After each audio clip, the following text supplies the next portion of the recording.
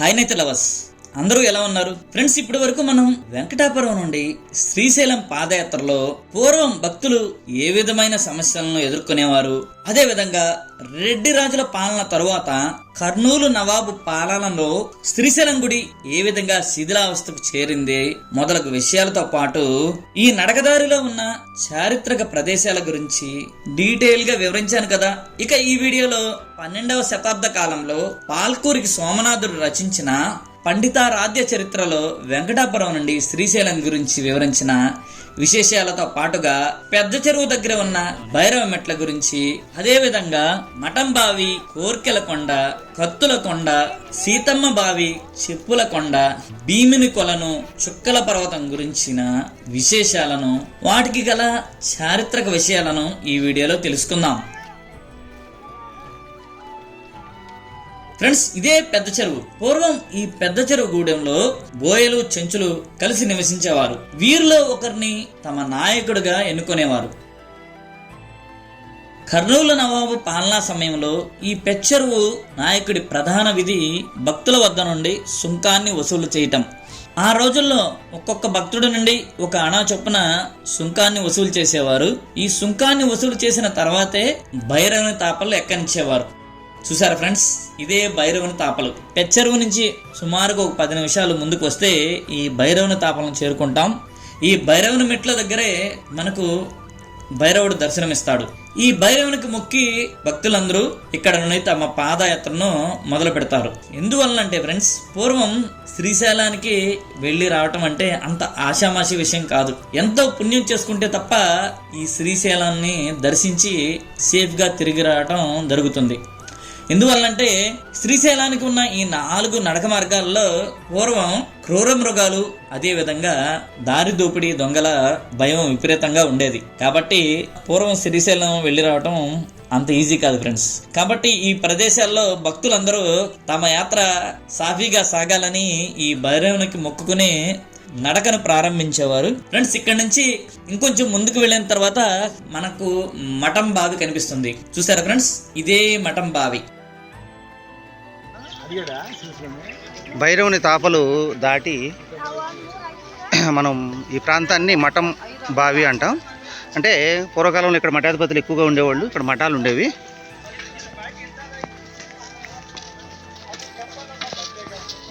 నీటి అవసరాలు తీర్చడానికి ఇక్కడ ఒక బావి ఉందండి, చూడండి.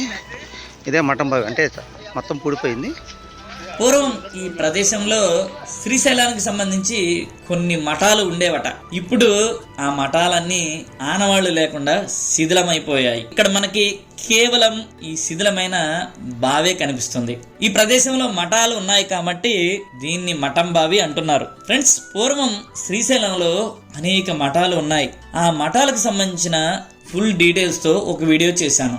మీకెవరికైనా శ్రీశైలంలో ఉన్నటువంటి ఈ మఠాల గురించి, వాటి చరిత్ర గురించి తెలుసుకోవాలంటే ఈ వీడియో చూడండి. ఈ వీడియోకి సంబంధించి డిస్క్రిప్షన్ లో లింక్ ఇస్తాను. అక్కడి నుంచి కూడా ఈ వీడియోను చూడవచ్చు మీరు. ఈ మఠం బావి నుండి ఇంకొంచెం ముందుకు వెళ్ళిన తర్వాత మండు టెండలో కూడా నల్లమల అడవి మరింత అందంగా కనిపిస్తుంది. నిజం చెప్పాలంటే ఈ అందానికి ఇంద్రధనుస్సు కూడా చాలదు, అంత కలర్ఫుల్ గా ఉందంటే నమ్మండి. ఇది నిజంగా అద్భుతమే. ఎంతో కనువిందుగా ఉంటుంది. తమ కోరికలు తీరాలని కొందరు రంగురంగుల వస్త్రాలను చెట్లకు కడతారు. కొందరైతే ఒక రాయి మీద ఒకటి పేర్చి తమ కోరికలు తీరాలని కోరుకుంటారు. కాబట్టి ఫ్రెండ్స్, దీన్నే కోరికల కొండ అంటారు. కోరికలు తీర్చే చెట్టు. దట్టమైన ఈ శ్రీశైలం అడవిలో కోరికలు తీర్చే చెట్టు ఇది. తమ పాదయాత్ర సమయంలో ఇక్కడ ఈ కోర్కెల కొండ మీద ఈ విధంగా భక్తులు కోరికలు కోరితే నెరవేరుతాయని భక్తుల విశ్వాసం. కోరికల కొండ మీద కోరికలు తీర్చే చెట్టు. నిజం చెప్పాలంటే ఫ్రెండ్స్, ఈ కోర్కెల కొండకు సంబంధించిన చారిత్రక వివరాలు ఇప్పటి వరకు నాకు ఏమీ లభించలేదు. నేను మీకు ఈ కోర్కెల కొండకు సంబంధించిన చారిత్రక విషయాలను చెప్పలేను. చూసారుగా ఫ్రెండ్స్, కోర్కెల కొండ ఎంత అందంగా ఉందో. ఈ కోర్కెల కొండ దాటి ఇంకొంచెం ముందుకు వెళితే మనం కత్తుల కొండను చేరుతాం. కత్తుల కొండలో కత్తులు చూడు.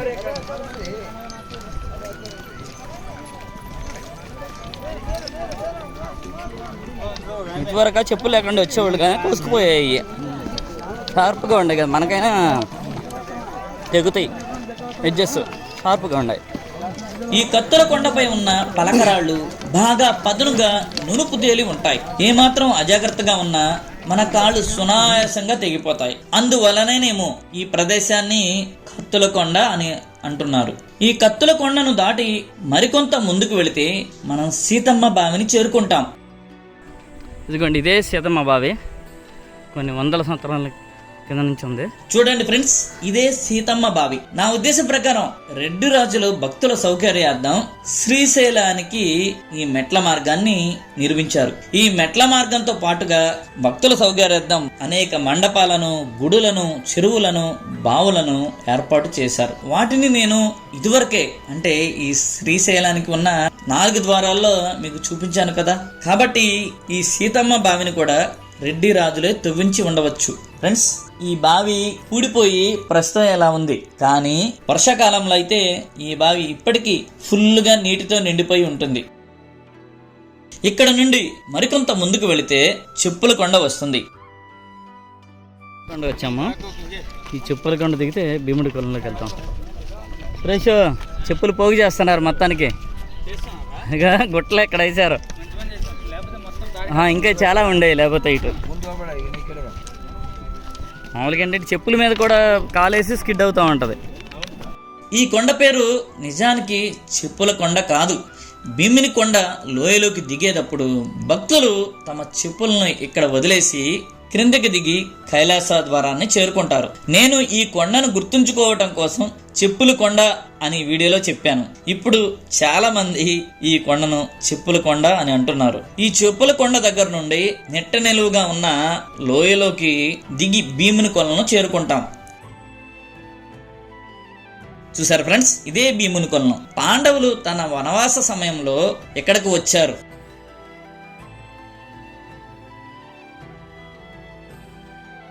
ఇదే భీముడి కొలను.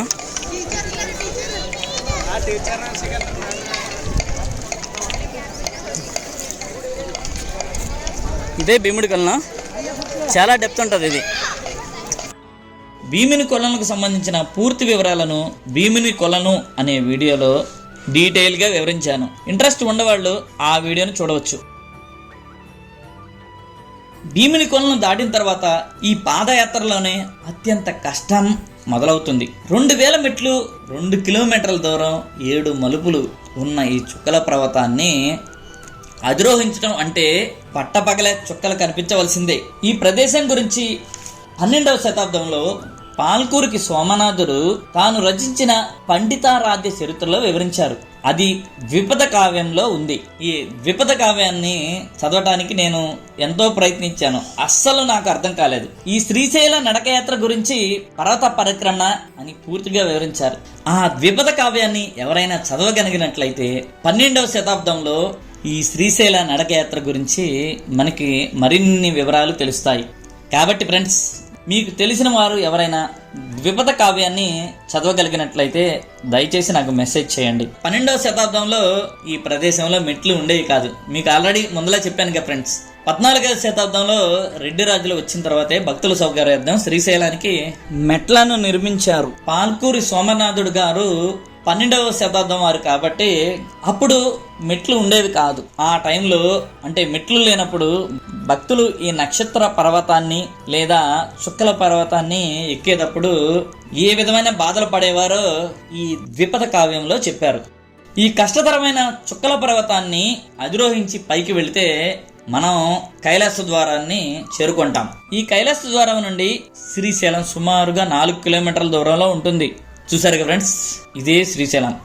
ఈ దట్టమైన అడవిలో 46 కిలోమీటర్ల పాదయాత్ర పూర్తి చేసి శ్రీశైలాన్ని చేరి స్వామిని దర్శించగానే మన యాత్ర పరిపూర్ణం అవుతుంది. Thank you friends, thank you for watching. ఈ వీడియో మీకు నచ్చినట్లయితే లైక్ చేయండి, షేర్ చేయండి, సబ్స్క్రైబ్ చేయండి. మళ్ళీ మనం నెక్స్ట్ వీడియోలో కలుద్దాం. అంతవరకు సెలవు.